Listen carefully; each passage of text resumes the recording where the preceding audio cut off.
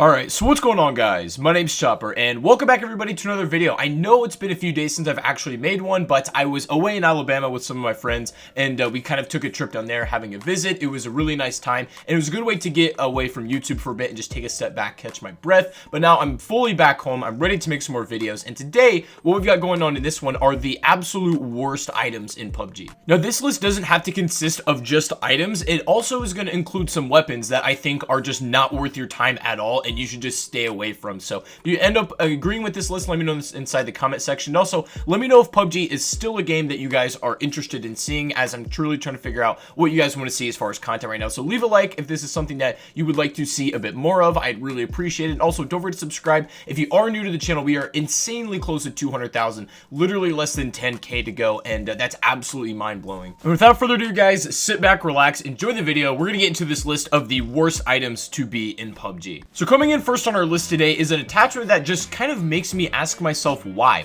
is this in the game. This is of course the Duckbill Attachment. Now if you're not entirely sure what this is for, it goes on shotguns, and what this essentially does is reduce your vertical pellet spread but increase your horizontal spread. And I've tested this out myself a little bit, and I've talked to other players and community members that run the Duckbill Attachment, and it's pretty much assumed that, you know, for the most majority of players, that this attachment is essentially useless. For me, this all comes down to like practicality, and if you're gonna run a shotgun with a practical attachment, always go with the shotgun choke. This is gonna give you a little bit more range and make lethal shooting a bit easier if your enemy's farther away, and that's always great to have, you know what I mean? But with the shotgun Duckbill, I really don't think that in 95% of your gunfights that's gonna influence whether you get the kill or not at all. Like, it really just comes down to whether you can aim or not. It's so different with something like compensators on your main weapons. They're so important. You can literally feel the recoil reduction that you get, but with a Duckbill, it's like you're not gonna feel it at all. It's not gonna really significantly change your gun in any way. So it's not necessarily like a bad attachment,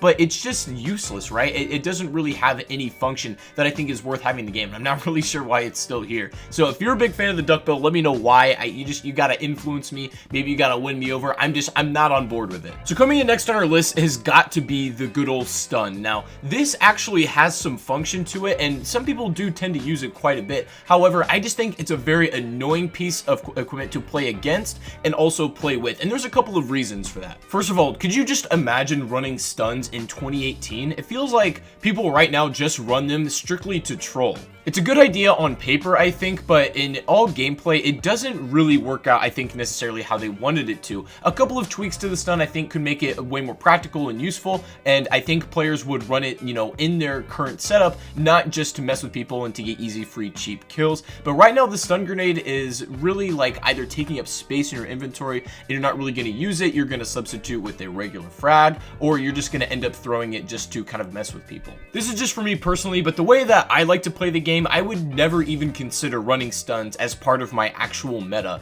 Now, if it's something that you feel like helps you win games and you can find practicality out of it, great, man, that's awesome. More power to you. That's kind of what PUBG is about, is having a sandbox of all kinds of different loot and making your playstyle to win the match. Like, however you get there at the end of the day, that's what matters to most players, honestly, and that's why a lot of people play it, is just to get the win. So if stuns help you get it, then I can't knock it. But I think that if stuns were reworked a little bit and there was ways to counter the effects of stuns, it can make for some really interesting play and some creative things with stuns. But as their current state, I just kind of, they feel like a waste to me. I don't ever consider running them, and I don't like them too much. But moving along here, and coming in next on our list is going to be a weapon. In fact, this is the first gun that's appearing on this list of what I think are actually some of the worst items in the game. Now, this is the Scorpion pistol, and I believe it's only on PC as at the time of me recording this video. If it's on other platforms, feel free to let me know inside the comment section. But this is a new pistol, and I just don't see any use of this at all. I don't know if it's just me, but it feels like another one of those guns. It's like, no, who really asked for this? I don't think anybody wanted the Scorpion pistol in the game.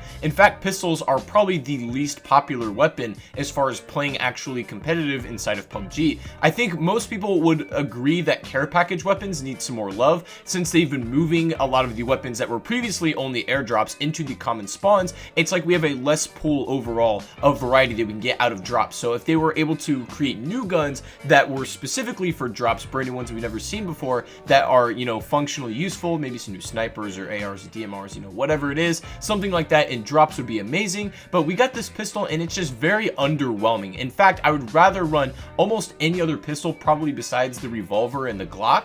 One really good thing I have to say about it though is the fact that it can hold a lot of attachments, and you can make it a sort of SMG pistol hybrid, which in its own right is pretty cool, but I don't think that it's something that's worthy investing a lot of your attachments game to game in. It's kind of a rare weapon as well, so like if you want to run it, by all means give it a try and see how you like it. But if you're just getting into the game and the Scorpion is not available on your platform just yet, and when it does become, I'm saving you the trouble now, probably don't spend a lot of time or don't bank on this being an amazing weapon. But I am curious though, what would be one gun that PUBG could add that would make you want to use that weapon? It's been a while since we've had a game-changing weapon that has really made people go on after and sought that particular gun, but I'm interested to hear your thoughts on this one. And the next thing I want to mention is something that's not really of my own opinion, but with things that I've seen from other players. This is a weapon that most people tend to consider that is a very unpopular gun, and this is the MK47 Mutant. Now, I believe that this weapon is on all platforms. It got added around 2 months ago for PC,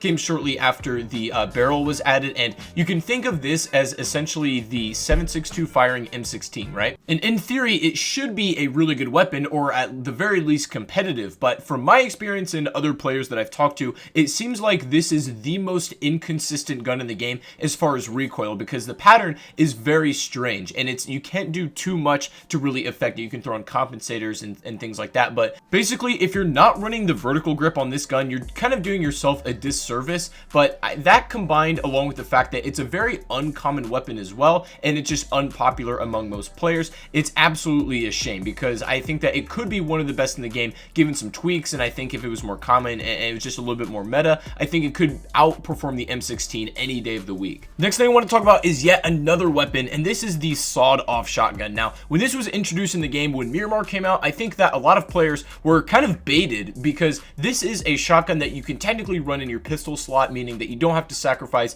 one of your main weapons to use this thing. And while I thought the sawed-off was pretty good when the game was first introduced, I don't think that it really held up over time. Problem is that the sawed-off is literally just the scuffed version of the double barrel, and the damage fall-off that you get over range is ridiculous. If you're point blank, it's actually fine, but if you go anywhere outside of spitting distance, it's going to be like you're shooting an airsoft gun. It's really just an absolute tragedy of an item. Now, coming up next, we got the tactical stock. Now, this is going to be for the Uzi and also the Scorpion that just got added, so you can put this attachment on that weapon as well. They are compatible, but the reason why I'm putting this on is because the tac stock comes with its own benefits, but also its downsides, and I think the downsides are underplayed about it. Of course, the benefit to running the stock is that you're going to have a more steady weapon, feeling like you have reduced recoil, but the downside that I think a lot of people don't know is that this also reduces your aim down sight speed. And when it comes to something like a micro, you need that ADS speed, especially in close quarters. If you're not going to be hip firing and you just want to have like quick snap aim, but you just lay out a hose of bullets, it doesn't really matter exactly where those bullets are pinpointed as long as you get them out and, you know, kind of in the similar direction. So in my opinion, I tend to run it without the stock because I really like that and value that ADS speed. But at the end of the day, it's up to you and your playstyle whether you want to sacrifice having less ADS speed for also having a less recoil.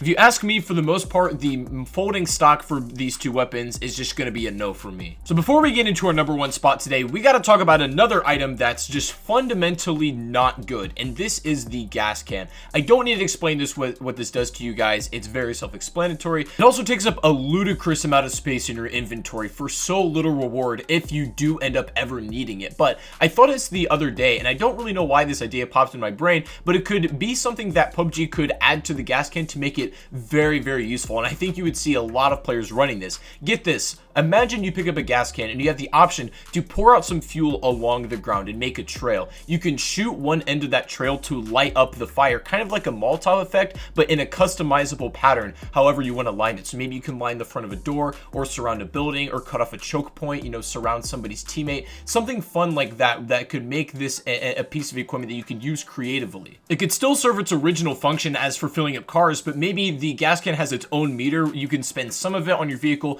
and some of it poured exploring on the ground or vice versa, you know, whatever it is. I think it's kind of a cool idea. Let me know what you guys think about that inside the comment section. But right now, the gas can, just why? Just why?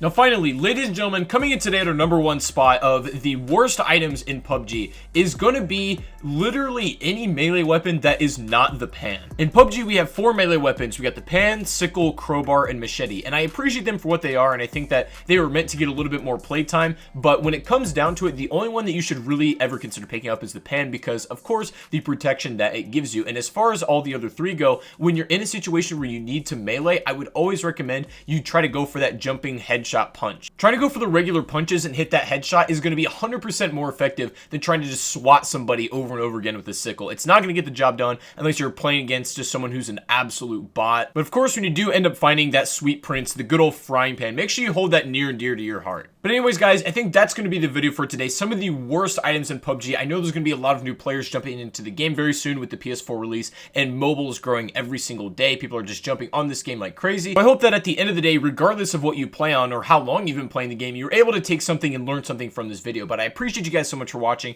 And as just a quick little follow-up to my last video that I made talking about, I'm not really sure what the content plan is on this channel. While I was on my trip, I really had some time to reflect and think about what I want to do with this channel, and I came to the conclusion that I'm going to still continue to do PUBG as long as you guys still want to see it and support it. I'm going to try to mix it up, maybe add a little bit more personality things to it, and as long as with these ranking videos and top 10s, stuff like that. But if you have any suggestions of things that you would like to specifically see, of course, I'm open to suggestions. Let me know in the comments. I'm still also going to be doing Call of Duty Zombies when there's some new content to do, but right now it's in a bit of a try period, so I'm going to focus on PUBG for a bit. But anyways, thank you so much for watching once again. Enjoy the rest of your day, and I'll see you all on the next live stream or the next video. Take it easy, and peace out.